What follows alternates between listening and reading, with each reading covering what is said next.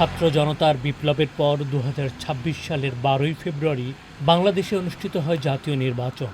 সেই ম্যান্ডেট নিয়ে দায়িত্ব গ্রহণ করা প্রধানমন্ত্রী তারেক রহমানের নেতৃত্বাধীন সরকারের ১৫০ দিন পূর্ণ হয় ১৮ জুলাই।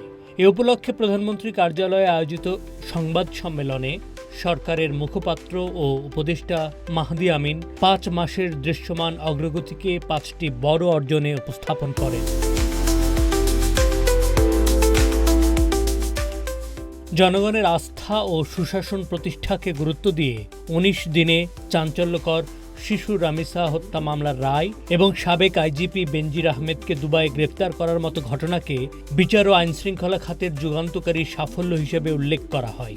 এছাড়া জাতীয় সংসদে জুলাই যোদ্ধাদের দায় মুক্তি আইন পাশ এবং প্রথম ২৫ কার্যদিবসে রেকর্ড ৯৪টি বিল পাশের মাধ্যমে আইনি সংস্কার গতিশীল করা হয়েছে বলে জানান তিনি।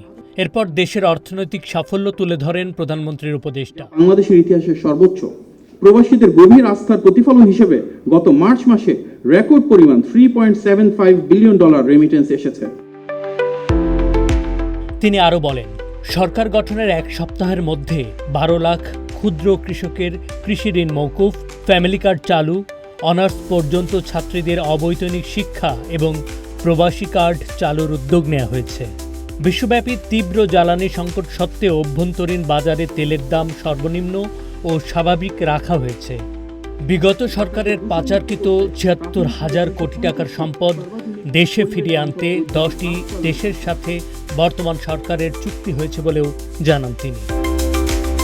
বৈদেশিক ক্ষেত্রে সার্বভৌমত্ব ও ভারসাম্যপূর্ণ পররাষ্ট্রনীতিকে চতুর্থ অর্জন বলে উল্লেখ করা হয়েছে। সম্মেলনে জানানো হয়, আন্তর্জাতিক কূটনীতিতে বাংলাদেশ নতুন উচ্চতায় পৌঁছেছে। সেই ধারাবাহিকতায় বিপুল সমর্থনে বাংলাদেশের পররাষ্ট্রমন্ত্রী জাতিসংঘের সাধারণ পরিষদের ৮১তম অধিবেশনের সভাপতি নির্বাচিত হয়েছেন। এছাড়া প্রধানমন্ত্রীর বিদেশ সফরে চীন সরকারের আন্তরিক আতিথেয়তার কথা উল্লেখ করা হয় সংবাদ সম্মেলনে।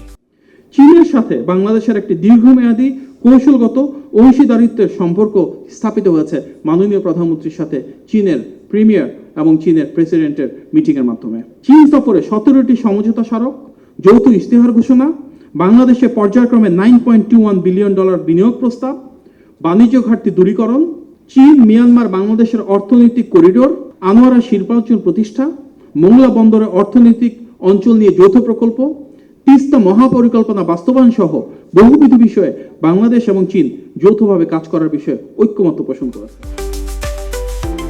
তিনি বলেন, সুপরিকল্পিত অর্থনৈতিক ব্যবস্থাপনার ফলে দেশের মূল্যস্ফীতি ৯.১৬% নেমে এসেছে এবং দেশের রিজার্ভ দাঁড়িয়েছে $৩৬.৫৮ বিলিয়ন। ৫ মাসের সংক্ষিপ্ত সময়ের অর্জিত সাফল্যকে ভিত্তি করে একটি অন্তর্ভুক্তিমূলক, বৈষম্যহীন এবং সমৃদ্ধ নতুন বাংলাদেশ বিনির্মাণে সরকার পূর্ণ প্রতিশ্রুতিবদ্ধ বলে আশাবাদ ব্যক্ত করেন প্রধানমন্ত্রীর উপদেষ্টা। শাহানশা রাসেল, CMG বাংলা।